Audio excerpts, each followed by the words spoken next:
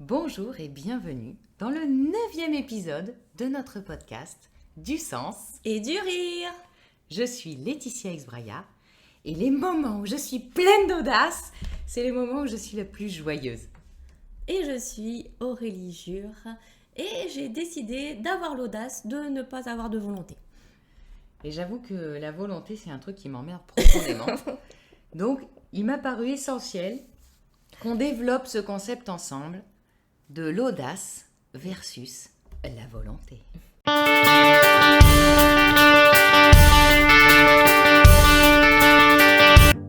Pour aborder ce sujet, les citations du mois sont doubles, puisque nous avons deux sujets finalement, à la fois l'audace et la volonté.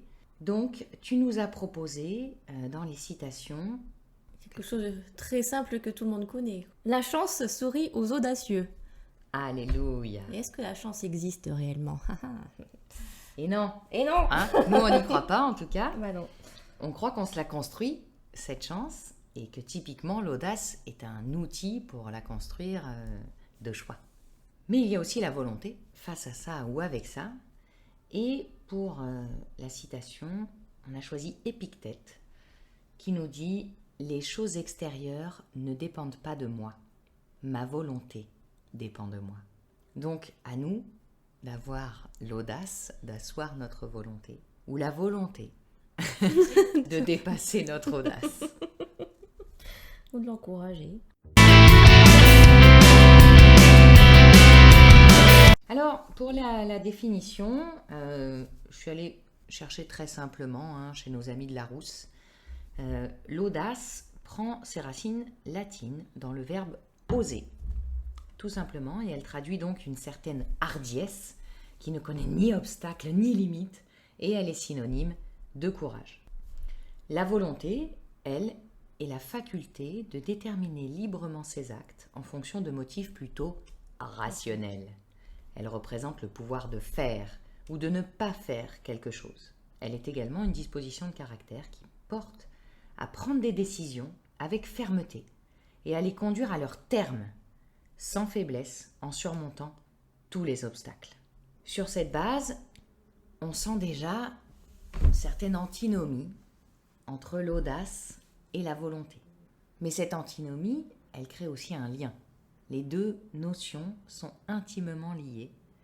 Et une des premières différences que je propose, c'est celle de la temporalité entre ces deux notions. L'idée étant que l'audace a une dimension plutôt ponctuelle, sur l'instant présent. J'ai l'audace de faire quelque chose. Elle représente une action à un moment donné, alors que la volonté s'applique dans la durée. J'ai la volonté de maintenir cet engagement que j'ai mis en place grâce à un moment d'audace, ou pas, mais je suis dans une certaine durée. Qu'en penses-tu ? Eh bien, j'avais tendance à ne pas être d'accord avec toi, mais t'as réussi à me convaincre.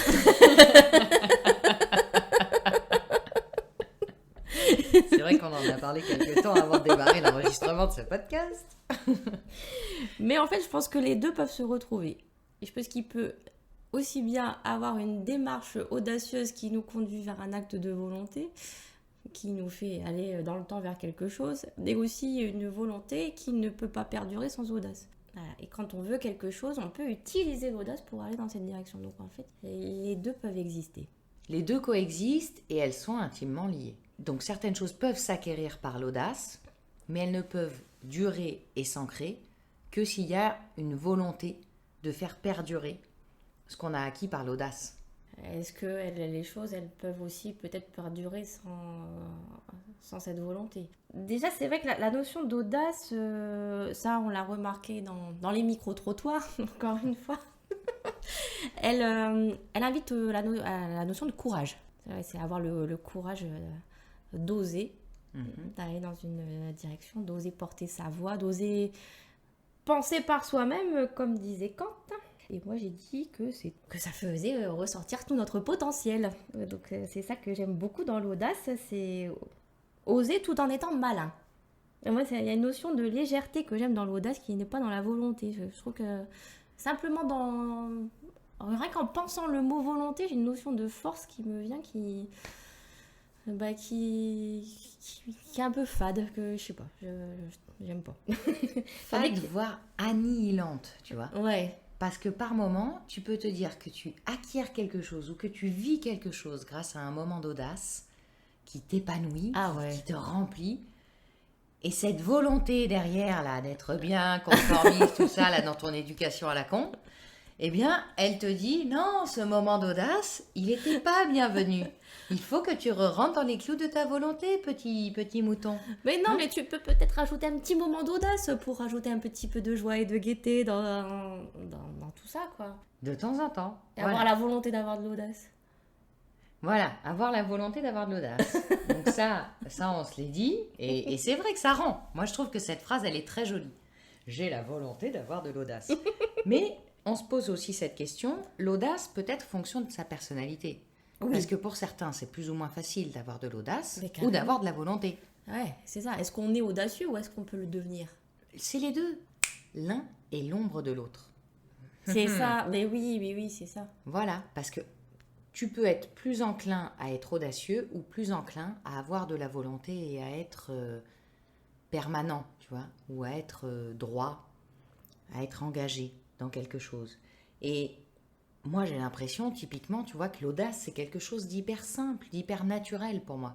Mais c'est cette audace, finalement, naturelle, c'est aussi parce qu'elle intègre une notion d'envie, de dynamisme, de joie et de vie, tu vois, d'action. Donc c'est cette nature plus active et volontaire, mais ça ne veut pas dire qu'il y a de la volonté dans être volontaire, ça veut dire qu'il y a plus d'audace finalement dans être volontaire, ou de continuité, de permanence, quoi. Mais bon, bref, je m'égare. N'est-on audacieux ou le devient-on ? Je pense qu'en effet, on a des différents traits de personnalité et une personnalité plus extravertie, j'ai l'impression qu'on aura plus naturellement ce goût de l'action et donc de l'audace. Et une personnalité plus introvertie, on sera plus dans la permanence, quelque chose qui rassure et donc la volonté parce qu'on est engagé dans le temps. On a ce repère, cette volonté qui nous accroche, qui nous permet de survivre dans notre petit confort quotidien. Hein? Là, j'ai compris que t'aimes pas trop la volonté. Ah putain, ça me rend malade. Et là, j'en reviens aux petits-enfants. Parce que finalement, même les adultes que tu vois pas du tout audacieux, tu essaies de les imaginer enfants. Parce que je vois bien chez tous les petits-enfants, c'est pas possible. Ils essayent de braver les interdits avec audace, forcément.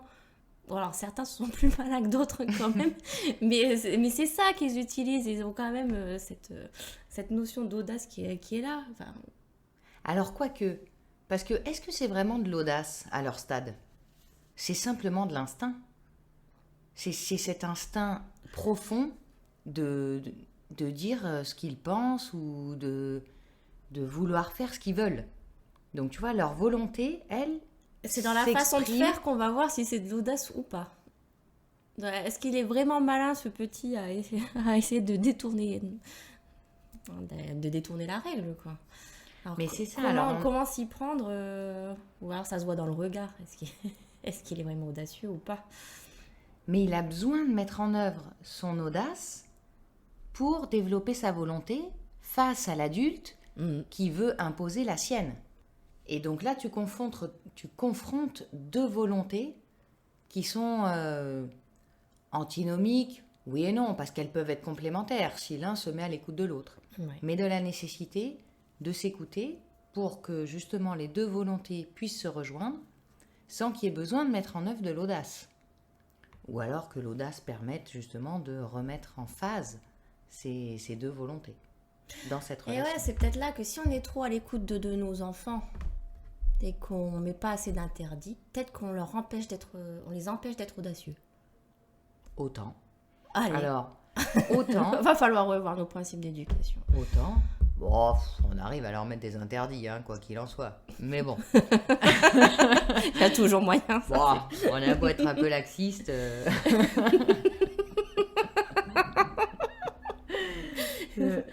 Le naturel, non. Notre propre éducation, nos propres schémas alors éducatifs, que ce soit de nos parents ou de la société. Maman, papa, je ne vous jette pas la pierre. je veux simplement dire que on a un certain conformisme de société qui est mais complètement, tu vois, alimenté J'allais dire un truc. par la volonté. Oui. Ah, mais je Non, dis- non, non, non. Ah, bon. Non, j'allais dire juste chiant, peut-être. Chiant, oui, j'adhère complètement à cet adjectif adossé à la volonté. Mais, mais somme toute, la volonté, ça reste le cœur de ce qu'on recherche. Parce que quand on se lance dans une action audacieuse, dans ce moment d'audace, c'est qu'on veut changer quelque chose. C'est qu'on veut aussi, de manière plus permanente, avoir ce recul ou c'est ce petit piment qui nous rappelle que notre volonté, c'est ce qu'on veut effectivement mettre en place dans notre quotidien et dans notre flot de vie. Ou pas. Je dirais, enfin, il peut y avoir une démarche audacieuse qui peut avoir une action sur le court terme ou sur le long terme. Donc c'est vrai que dans ce cas-là, la volonté peut avoir une action sur le long terme, mais ça peut être, très bien être une démarche audacieuse qui est pour un effet, une action sur le très très très court terme. Mais ce que j'y vois, c'est que par exemple, tu as l'audace de faire une action à court terme, mais finalement, si tu mets un terme à cette action, c'est justement parce qu'elle t'a rappelé que ta volonté, ce n'est pas ça. Ta volonté, c'est autre chose. C'est de ne pas être dans ce que l'audace t'a permis de développer, mais plutôt dans le maintien de cette volonté qui pour toi est importante, est ton repère et te permet d'avancer. Une histoire à la con, quoi.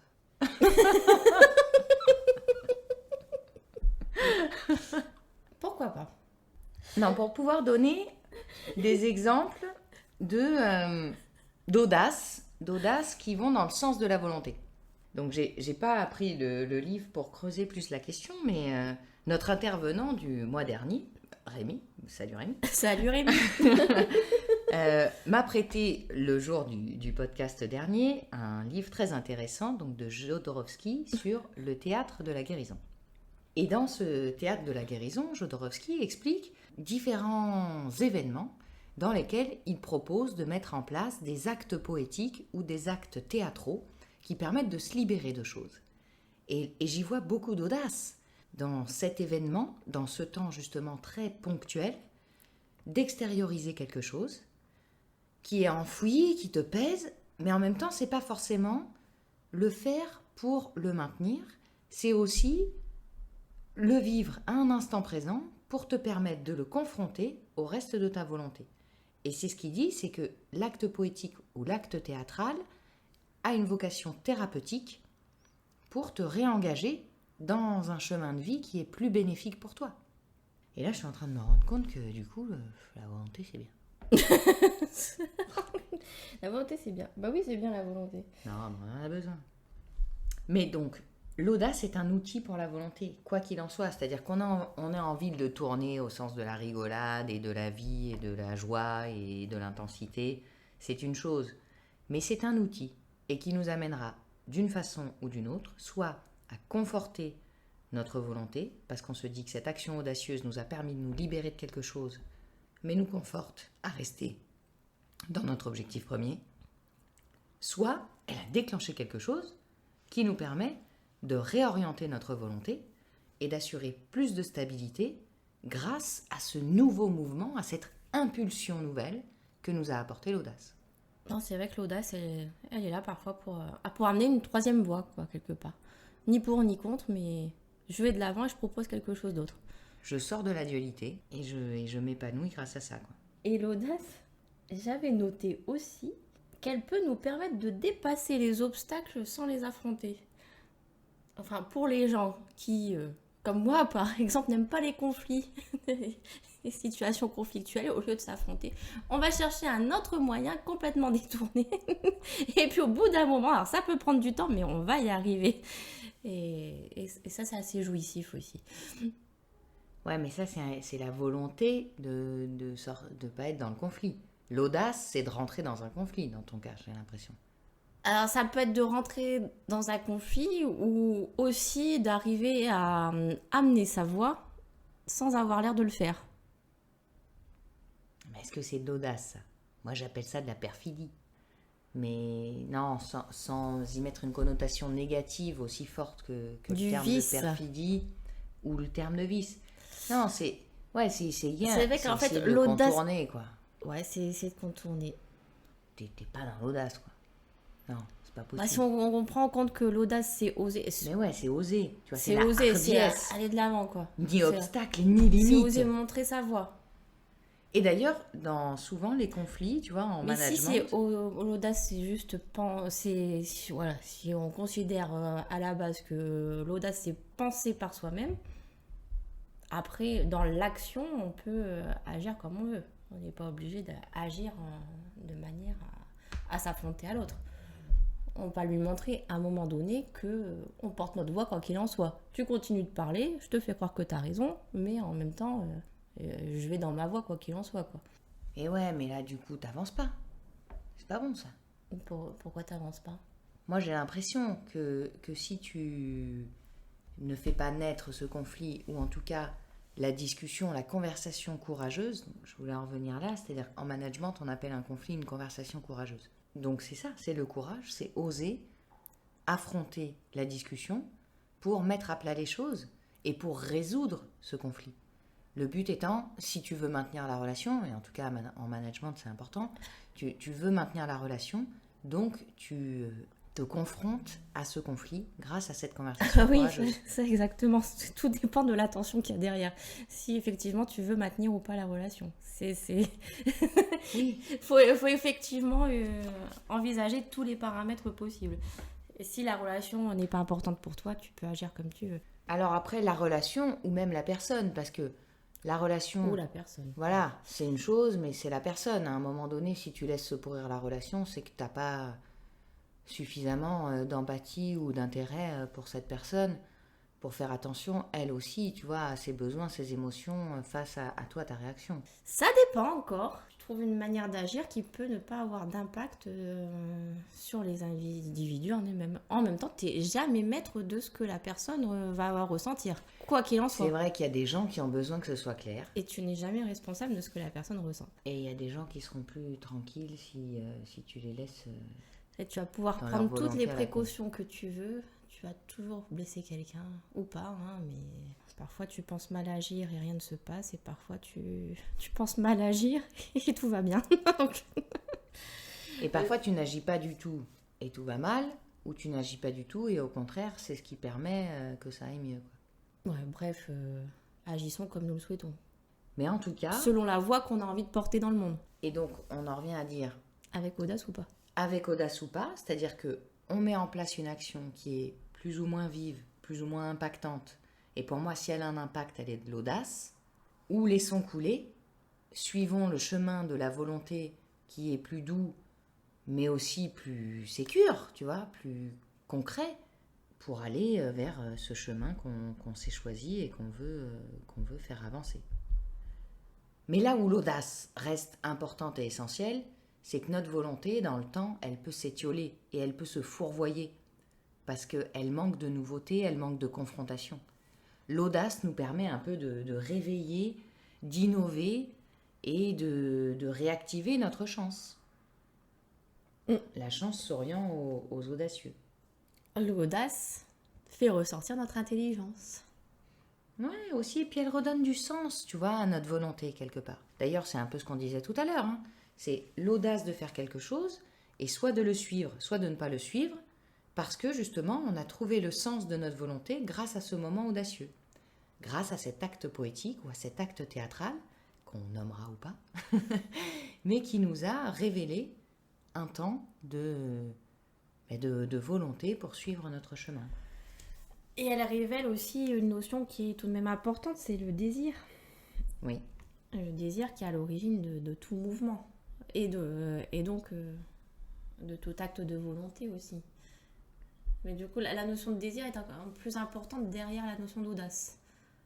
Mais pour moi, le désir, ça va avec l'audace, ou plutôt l'audace vient du désir, car elle est une réaction, une action, alors que la volonté reste quelque chose de stable, qui vient plutôt d'une croyance profonde, et non pas d'un désir ponctuel. Parce que le désir, une fois de plus, pour moi, il rejoint cette notion de temporalité de l'audace qui reste éphémère, alors que la volonté se veut être quelque chose de plus permanent. Ou en tout cas de plus durable, c'est-à-dire que ce n'est pas nécessairement permanent, parce que tu l'as fait évoluer régulièrement, ne serait-ce que parce que les choses évoluent autour de toi, et tu évolues avec elles. Oui, parce que là, en plus, tu as utilisé la notion de croyance. Donc, c'est vrai que ça invoque aussi la notion de limite derrière tout ça. Une croyance incite la limite. Et c'est pour ça que moi, j'ai l'impression que la volonté, ça te limite. Mais complètement. Hein, mais c'est ça. Ça te limite à un moment donné. Mais en même temps, dans le sens où on n'arrive pas à être à l'écoute réellement de ce qui nous meut, des désirs profonds. Derrière toute volonté ou même toute action, théoriquement, il y a un désir. Et ça, les plus grands sont assez unanimes là-dessus, mais c'est vrai qu'on est très doué pour se cacher nos propres désirs, pour ne pas être à l'écoute de ces désirs-là. Et donc, ce cocktail audace et volonté, finalement, autant le relier, autant ne pas les opposer et se dire qu'ils s'alimentent l'un l'autre à des temporalités différentes. Ayons l'audace, à un moment donné, de sortir de notre quotidien, de laisser se révéler, justement, notre désir pour se confronter à notre volonté et la laisser s'exprimer plus sereinement, mais aussi de manière plus ancrée, avec plus de vigueur, parce qu'elle est soit confortée, soit malmenée par cette audace, cette action audacieuse, qui nous ramène ou pas dans son chemin, mais surtout qui ouvre un nouveau champ des possibles, qui nous fait sortir de la dualité, et qui nous sort de ce côté un peu limité et limitant de la volonté sans audace. Et qui nous permet d'aller vers l'improbable. L'improbable, youpi, quoi. Et tu vois, moi je me disais aussi sur le chemin, là pour te rejoindre ce soir, que quelque part ça avait été audacieux, tu vois, de se proposer ces sessions de podcast cette année. Carrément, ça c'est vrai. Voilà, Bravo. et que cette audace de lancer, eh bien, ça nous donne l'envie, la volonté, et puis quelque part ça fait des petits, parce que par ailleurs ça nous donne envie de faire d'autres choses, d'avoir un peu plus d'audace dans notre quotidien, ou un peu plus de volonté. Et des bons sujets de réflexion sur nous-mêmes à chaque sujet aussi. Exactement, parce qu'à chaque fois, bien sûr, on se découvre encore un peu plus. Et puis on fait un bon repas et on ouvre une bonne bouteille. Alléluia.